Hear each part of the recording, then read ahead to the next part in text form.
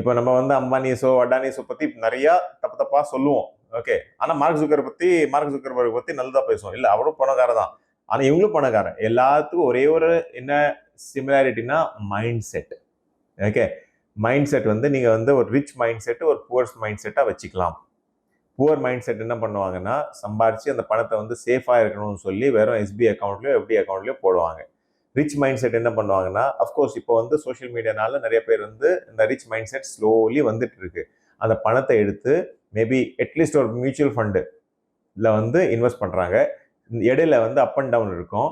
ஆனா இன்வெஸ்ட் பண்ணி இப்போ வந்து சொத்து சேர்க்க ஸ்டார்ட் பண்ணிட்டாங்க.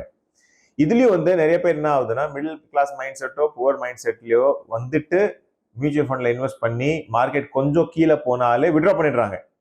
ரைட். அதான் அவங்க இருந்தாலும் மிடில் கிளாஸா தான் இருப்பாங்க. ரிச் மைண்ட் செட்டுக்கு வரமாட்டாங்க. எதுக்குன்னா அவங்க வந்து ரிச் மைண்ட் செட்டை காப்பி பண்றதுக்கு உள்ள வராங்க. ஆனா மார்க்கெட் கொஞ்சம் கீழே விழுந்தாலே அந்த புவர் மைண்ட் செட் வந்து ஸ்ட்ரைக் ஆகுது அண்ட் பணத்தை வந்து விட்ரா பண்ணி போயிடுறாங்க.